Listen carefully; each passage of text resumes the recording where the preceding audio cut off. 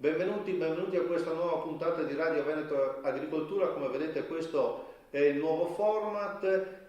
Noi in questo momento cerchiamo appunto di essere vicini al mondo agricolo e l'abbiamo fatto la settimana scorsa parlando di vino e un po' di questioni generali. Oggi affrontiamo in particolare il tema del lattiero caseario e allora con me, con Mimo Vita, vedete alla mia destra collegato via Skype c'è Terenzio Borga, il presidente di Aprolav,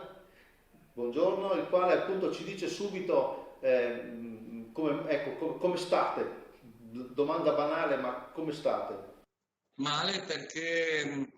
è diventata una crisi dei formaggi molli, mozzarella in particolare, perché le pizzerie sono chiuse, perché le mense sono chiuse e quindi determinate produzioni si dovrebbero dirottare. Non tutte le aziende sono in grado di farlo in maniera repentina come bisognerebbe fare e purtroppo abbiamo qualche allevatore nostro socio che addirittura non ha potuto consegnare il latte alla fine della scorsa settimana. Questo crea dei danni incredibili al nostro comparto. Ecco, quindi sostanzialmente che cosa domandate?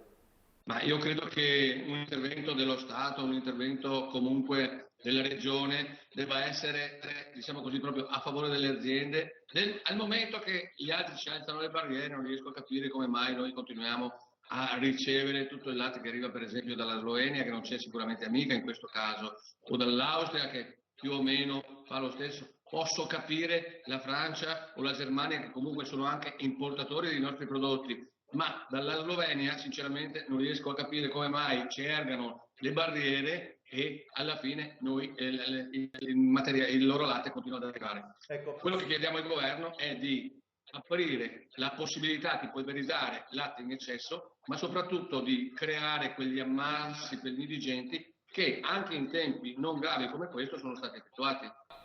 ma una domanda, visto che arriva il latte dall'estero, allora vuol dire che la produzione casearia continua? Ma certo che la produzione casearia continua,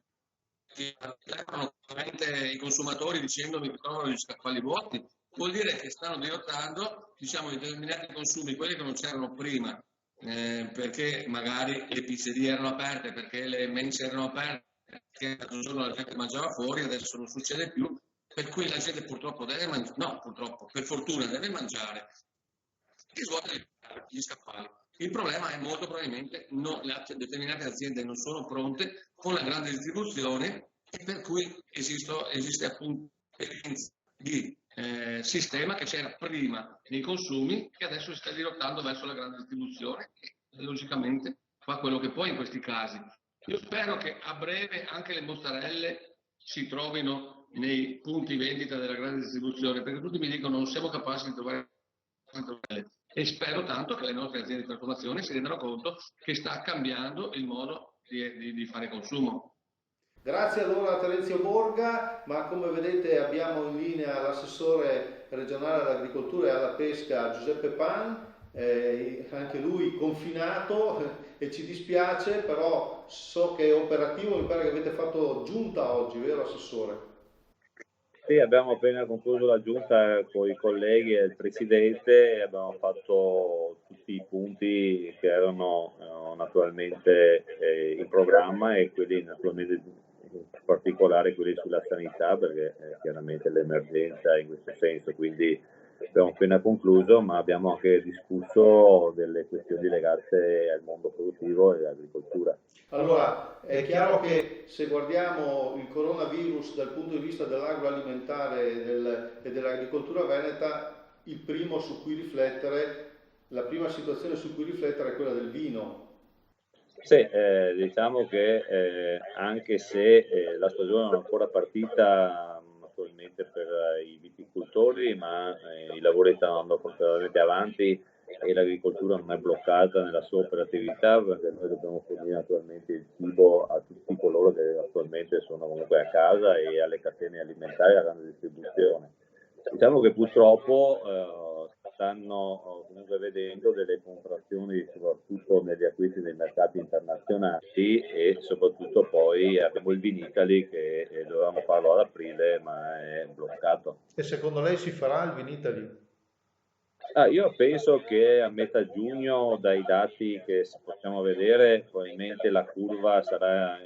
forte ribasso per quanto riguarda l'incidenza del virus. Io penso, sono un ottimista che si debba fare, anche perché sarebbe un'importante risposta anche mediatica non solo al mercato interno ma anche a quello internazionale, in cui i nostri prodotti, e per il vino che è il prodotto di punta su tutti i mercati, solo che ha avuto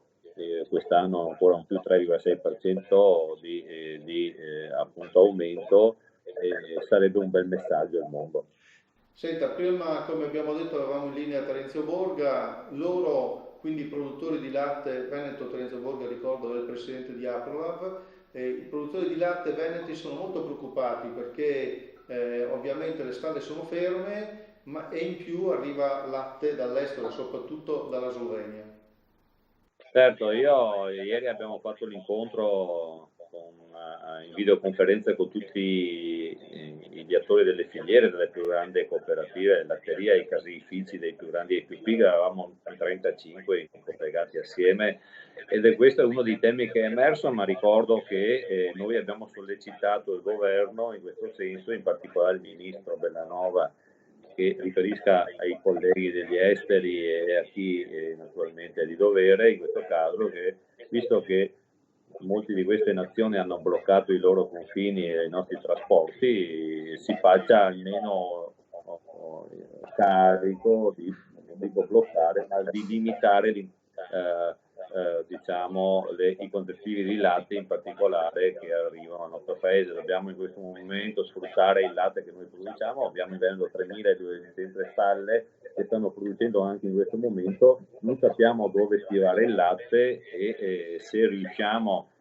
con questa operazione che abbiamo messo in piedi ieri, riuscire a ricollocarlo all'interno delle nostre cooperative, negli ammassi a lungo periodo come il latte UHT o nelle cagliate congelate per appunto poi lavorarle magari durante l'estate o l'autunno, dobbiamo lavorare soprattutto il latte veneto e il latte italiano, quindi chiediamo al governo di stare attento, di bloccare o di rimandare indietro tutte quelle cisterne di latte che provengono dalla Baviera e in particolare dalla Slovenia. Senta, lei ha fatto anche una richiesta, se non ricordo male, alla ministra per quanto riguarda i voucher. Sì, è un momento in cui stanno partendo i lavori nelle campagne, soprattutto di raccolta, adesso partiranno gli asparagi, poi le fragole, poi tutto il resto dell'ortofrutta. Purtroppo abbiamo il fuggi dei lavoratori comunque stranieri, in particolare romeni, polacchi, che se ne ritornano a casa loro o non vogliono più venire qui e quindi anche per i paesi stanno bloccando tutte le frontiere. Quindi dobbiamo riprodurre subito questi voucher semplificati che erano stati studiati per l'agricoltura per far sì che i nostri pensionati, i nostri giovani, chi è a casa anche del lavoro in questo momento, tante fabbriche stanno chiudendo, non possono naturalmente lavorare sulle campagne da una mano ai nostri agricoltori. Noi non possiamo lasciare sui campi a marcire desiderati alimentari i prodotti dell'agricoltura in un momento come questo. Senta, e poi per concludere, la pesca veramente in questo momento è in ginocchio, è fortemente penalizzata dal coronavirus. Guardi, sono tutti i comparti perché naturalmente in particolare quelli dei prodotti, chiamiamoli particolari, in questo caso la pesca, in quanto sia la ristorazione, gli alberghi, gli agriturismi sono tutti chiusi e quindi è chiaro che i consumatori tendono ad acquistare sui supermercati soprattutto prodotti a lunga conservazione, lo vediamo in particolare sul latte, sulla carne e tutti i prodotti trasformati. Quindi la pesca è uno dei settori che pagherà di più. Noi per quanto riguarda il mondo ad esempio della molluschicoltura abbiamo metteremo un bando già concordato di 800.000 euro di sostegno, abbiamo chiesto al governo e al ministro Bellanova di anticipare il fermo pesca e quindi dare ai pescatori, quelli di professione in mare, la possibilità di accedere alla cassa integrazione e agli incentivi che il fermo pesca dà e penso che se mettessimo immediatamente in corso questo potremmo salvare tranquillamente il comparto e far sì che passi questo momento in cui naturalmente tutti i comparti sono chiusi, in particolare quello della ristorazione. È chiaro che il pesce intanto se ne sta in mare e magari poi lo peschiamo più avanti. Senta, un'ultima domanda, ma così tanto per chiudere, poi per curiosità. Lei che partecipa alle giunte, ovviamente con il governatore Zaia, qual è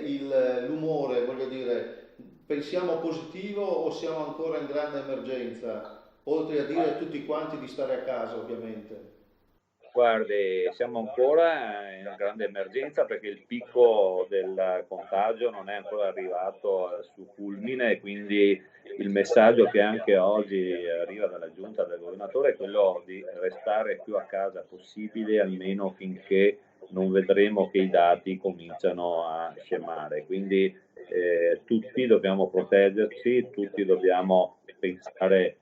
non solo ai noi stessi ma anche alle nostre famiglie, ai nostri figli, ai nostri cari, e quindi l'unica maniera è fare dei sacrifici, che significa stare a casa, non andare a fare le passeggiate, non andare a fare il footing, ne vediamo purtroppo ancora tanti in giro per le strade, e fare questo sacrificio per il bene di tutti noi, per il bene del nostro Veneto. Allora, grazie all'assessore Giuseppe Pan che come vedete è a casa sua e quindi lui sta a casa e lavora da casa come stanno facendo in molti, devo dire che facciamo anche noi.